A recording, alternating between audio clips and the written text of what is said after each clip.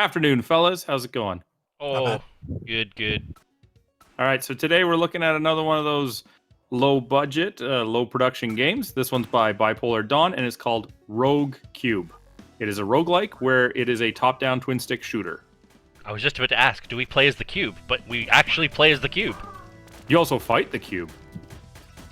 Damn. Now, I will Meta. say this is the second recording that I did, because the first time I was recording, I didn't realize that screen shake was on. And I honestly don't know why that is a feature in any game ever, because it just makes you want to throw up.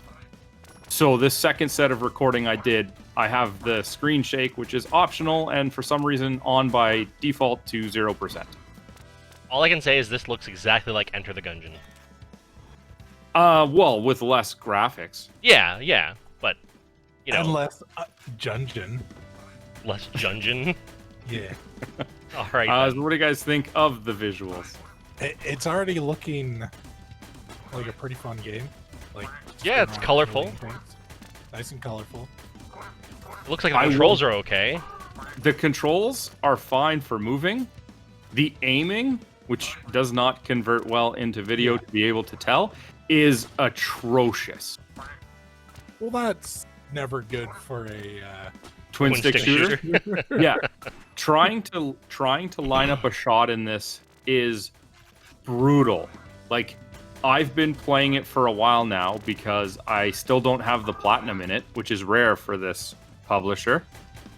And I've gotten a little more used to it, but it's still nowhere near as precise as I would like it to be. Mhm. And this is with aim assist on 100% because you have a slider for it. Gotcha. What about the sounds? Sound seems okay. I mean, it again sounds a lot like other games of the genre. Although it seems a little repetitive so far. It sounds like the kind of soundtrack that I'd turn on some music in the background while I'm playing the game. Oh, I like how there's destructible environments. That's nice.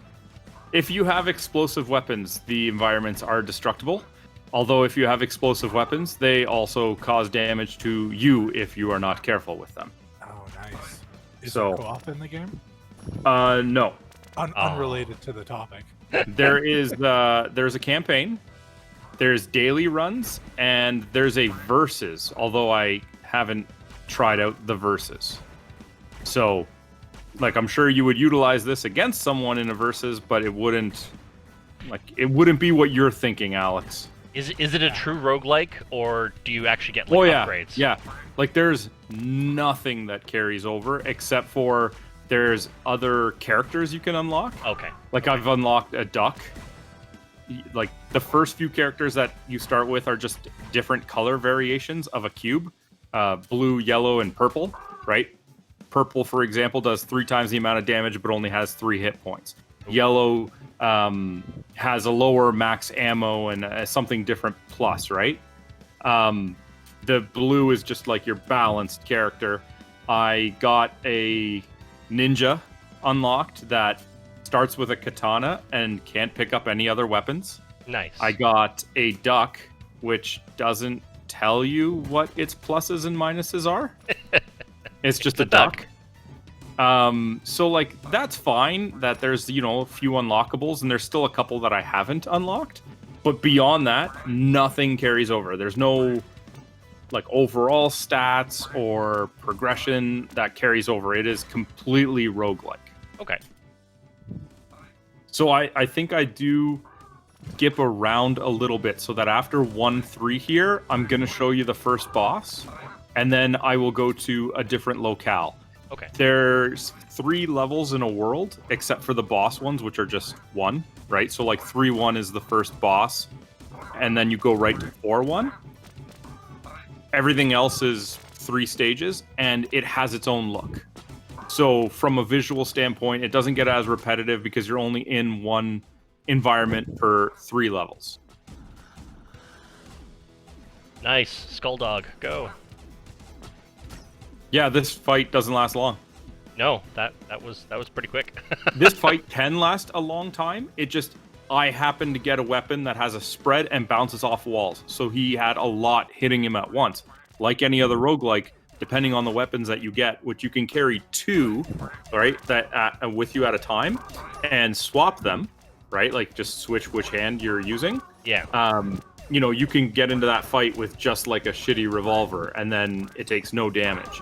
You can go in with like a crossbow that has a slow like recharge or reload, but hits very hard when it hits. And then there's multiple different ammo types. So a revolver, assault rifle, shotgun are going to use standard ammo. Plasma weapons have their own ammo, and then there's special ammo. So it's not beneficial to, say, use a shotgun and a revolver, because then you're going to use the same ammo pool and run out. Yeah, better when to you use want 2 different ones. Gotcha. Yeah. The last trophy I need is to actually beat the second boss, which is 6-1, stage 6-1. And I only got to it once, and I died because before the fight was over, I ran out of ammo, and I was trying to run in, and like when you run out of all of your ammo, you still can melee attack. Yeah. But that's not good for a boss. So like I ran out of ammo, and you don't recharge any ammo or HP between levels. So you have to make sure that if you're going to go into a boss fight, you go in with actual resources, because you ain't getting them back. Cool. All right. So we just got a minute or so left here. Do you guys continue after the first opinion? I would, yeah. I think it's colorful. I think it seems pretty fun. Other than the control thing that you told me, I could probably get over that. And I mean, I played a lot of Enter the Gungeon, so this really reminds me of that. Yeah, for me, the most important thing about a very simplistic game that only focuses on a couple things is, does it do it well? And if the controls aren't good, no, I wouldn't. I'm with Alex on this one. I'm gonna continue after the first opinion because I want that tasty platinum. Yeah. But like Josh said, you're a fan of Enter the Gungeon. In that regard, it makes me just think, get another twin stick shooter. There's no shortage of them.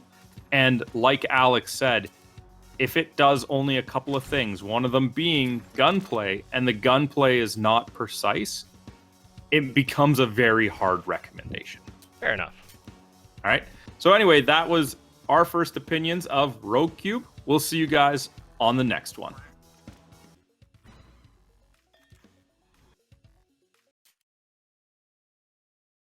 Hey, did you like that video? If you did, be sure to let us know by clicking the like button and leaving a comment. If you want to be first in line for any new content, be sure to subscribe to our channel and then hit up our Facebook page. The link's in the description below to see what's coming up next.